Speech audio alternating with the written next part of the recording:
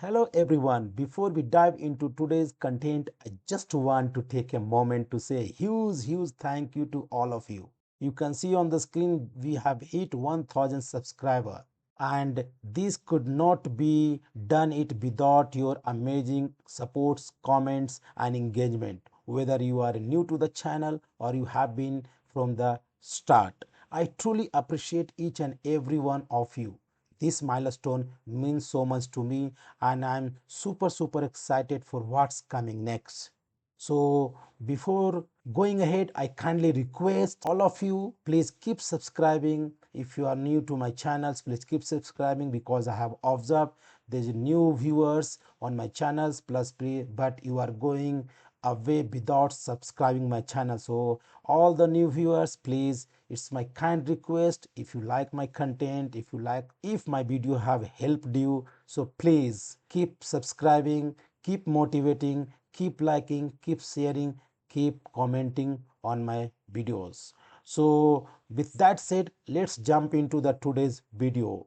In today's video, we are going to learn how to install Kafka on the Windows platform. So first thing first, first of all, we need to download the Apache Kafka.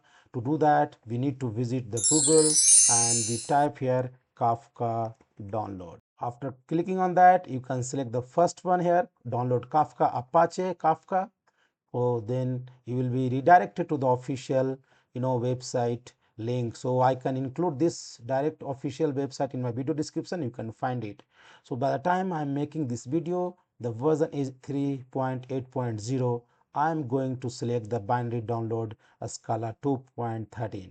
Okay, you can choose also which one is Scala you want to use it. So I'm going to use the Scala 2.13 here, Kafka 213. So click over that, then your download will start. Here I'm not going to let the system download, because you can see I already downloaded before. So I'm going to cancel it, but you don't cancel. Let us go to this file folder. So I'm here, you can see I have a file folder here, Kafka. This archive file we need to what, we need to unzip, this archive file. So we are going, let me close this windows. So you can see here we have here Kafka 2.13 blah blah blah. So we are going to unzip it. So for unzip, right click over that and extract all, and follow the the screen instructions. Click extract, file is going extracted, you can see over that. After extracting this file, you navigate inside, you can see Kafka is here. Inside Kafka again another folder is there. When inside, this is a core component, core file is there. So we can go just up, you can see just up, not the here. Inside this another Kafka is there. Copy this file, copy this file. Once copy, navigate to the safe place. You need to copy and paste unzip file to the safe local disk of your computer. You know your computer better than me. Okay, so you can navigate to your local disk C, D, E, F, whatever local disk which you feel that is very safe. The data or file of Kafka cannot be deleted accidentally, so you can use that disk. So here I have only one disk. I'm going to the Windows C here. I will paste the file here. So I'm going to paste the file here. After pasting the file, you can see the Kafka 2.13 is here. So you can maintain the same name or you can rename it. For me, I love to rename it. So I'm going to rename this file. I'm going to rename this file as a only Kafka folder. So I'm going to rename Kafka. So we have done, guys. So we have already done up to the step 3. Step 4 is says setting up environmental variables. To do that, we need to go to the taskbar in the search and type envi something. Then you can find that edit the system environment variable. Click over that, click on the system environmental variable path, go to the system variables, click new and write Kafka underscore home. Thereafter you need to put the value. So what is the value? Let's go there. So our Kafka in the local disk C, Kafka is here. Open it, go to the this address here, copy here, copy this and go to this environmental variable and paste this one here, paste it, click OK, click OK, but don't click OK. We are now going to set the a path of the bin folder. So you can see bin is here. We can go there again, go inside the bin. You can see again, let me go to C Kafka, go to the Kafka bin. Inside the bin, you can copy this file, copy, and you can go to the again environmental variable here, click in under the system variable, you can locate the path is here, edit, in the edit click new, paste it, you can see here bin has come, say okay, okay, and okay.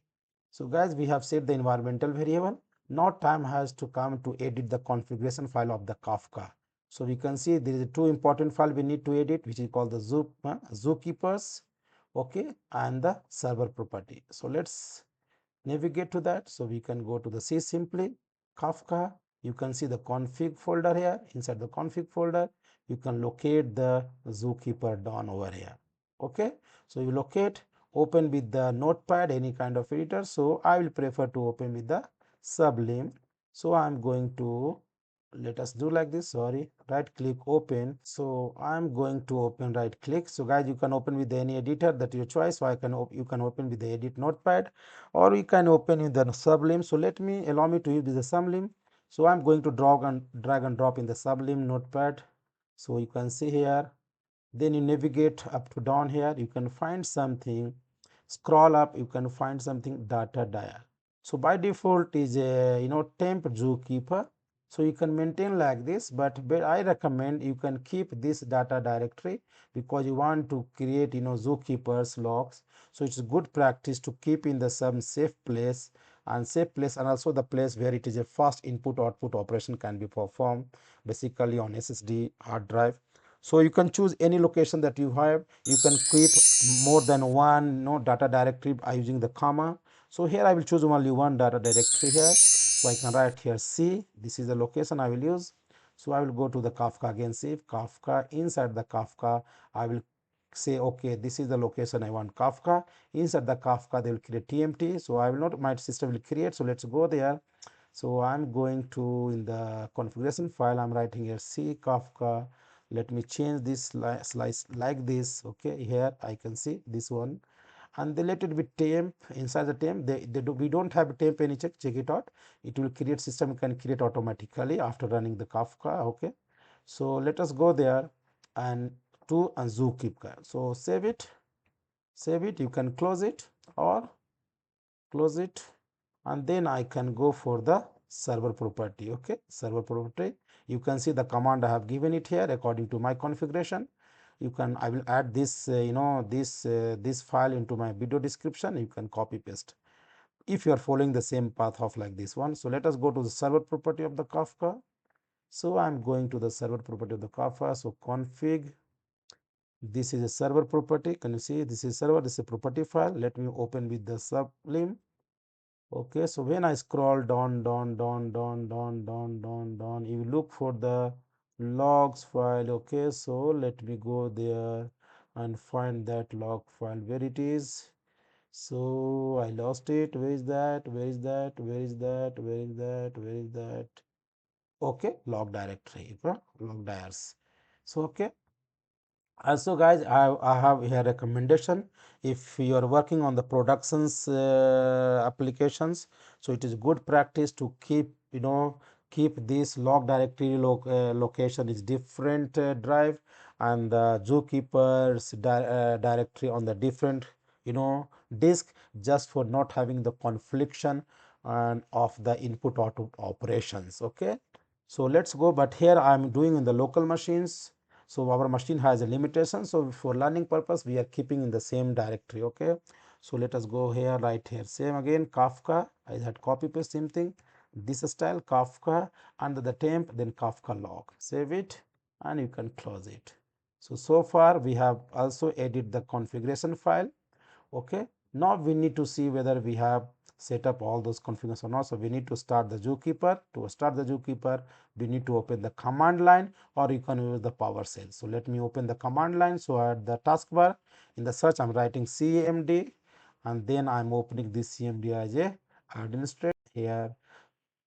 Look at this one. So we need to navigate to the location of the Kafka. So for doing this one, I will not okay, I can do different way. You can do cd, let me do, sorry, so you can do cmd run as the administrator Kafka in the C directory. So you can say cd, okay, like this, cd, then Kafka. You're getting me? Then you can run the command. or you can type the command, or you can do another way. This is one way. Another way, I can navigate to the Kafka like a local Windows C Kafka. I can go to this address here, write a cmd, you can open, you can see I am already at the Kafka. So whichever the steps are convenient to you, use that one. So now here we need to type the command to start the zookeeper services. So what is the command that you need to write that to start the zookeeper services? First of all, we have to dot means current directory. Under the current directory, you have a win folder. In the win folder, you have a Windows. In the Windows, you have a zookeeper start bat. And then we need to pass a space. Then we need to pass the configuration of the zookeeper property that we have set, where we have set the start directory. So you can find this location. Let me take you there where it is. So I am saying the current directory means current directory is Kafka. Inside the bin Windows, and then you look for the zookeeper start and a stop. Start is the one. So this is the one I'm talking about. So we can copy paste as I mentioned you above, that I will I will include this notepad file into my video description, so you can copy paste or you can make a changes based on your configuration. So copy, I'm going here and paste it and hit the enter. Once you hit the enter, it will take time. So yes, you can see the zookeeper started. Please don't just close this windows because your zookeeper service is running. It says now we are going to open the another Windows prompt. Okay, so we can say before opening the Windows prompt, it is good practice to rename this tab. So I'm going to rename the tab saying zookeeper. Reason is that because we are running the different instance, so we can look at this instance and say, okay, this instance for zookeeper, this instance for Kafka's, etc. So that's why we are doing. So close it, don't close it, sorry. Then right click, write then command prompt. Done here again. You can again open the same way. So let us go again here, close it. Even first I will go there, zoo Kafka, and I will go here, I will cmd again opening. See, you can see at the Kafka. That's why I like this one, to go directly without writing the command cd. Then we are going to run the start the Kafka broker by typing this command on the command line. So I mentioned you this where it is. You can see if you want to know the where this start server bat is there, you can go again inside the bin Windows. In the Windows, you can see Kafka. You have a Kafka something here. Start, where is that? MAQRS, okay, server. You can see here server start start there. That is the one I'm talking about. That is a bat file. Also bat, this is a bat file. Check it out, batch file. Sorry, batch file. So we are going to copy, paste, and then we are passing the server.properties because that server.properties holds this one in configuration for the Kafka log file. So we are going to copy this. We are going to paste in the new one here and enter. Once you enter, okay, don't close this one. You can also rename this one as a Kafka. Okay, something like this, or broker. Then open the another command line to do what? To check. So we need to check the Kafka services by typing following command JPS like a Hadoop. So we are going to see what kind of in the third Windows, okay, what daemons are running. So JPS, you can see here your quorum peer main is running and Kafka is running. Okay, so these daemons are currently running. So it means you have installed the Kafka successfully on your Windows platform. So now since our services are running, it's good practice to close it. So how to close it smoothly? So for that one we have a command here. So let's see there. So now you can copy this one for the zookeeper. So Windows, this command you can find in this location that I have showed you. So copy, no need to pass the configuration file because system will automatically find the instance running currently on that zookeeper. So no need to pass the configuration file. So I can open this one. So for that reason I have to go to that location. So let me go to that location, Kafka. Here in the Kafka, so I'm in the Kafka here. So let us go cmd open, and I'm saying run it here, stop the Kafka detective. Okay, you can see one of the things, if I'm not wrong here, is a instance deletion successfully deleted. So now we can same thing we can do for what? we can do for the Kafka server. So copy this. Again, since I'm already at that location here, you can see I'm in this location. I can paste it here, enter it.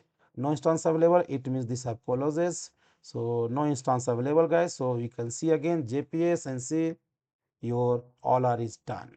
So guys, this was a video how to install the Kafka on the Windows platform. Hope you like my videos. If you are new to my channel and you have not yet subscribed my channel, please do subscribe, because I have observed that many people are visiting my videos, watching my video, visiting my channel, new viewers, and you are not subscribing. Please, it's kind request to subscribe my channel and encourage me. More you subscribe, more relevant video I will bring, more motivation I get it. So please subscribe my channel. Thank you. May God bless you. See you in next video. Keep learning Kafka, keep improving your skills. Bye bye. May God bless you.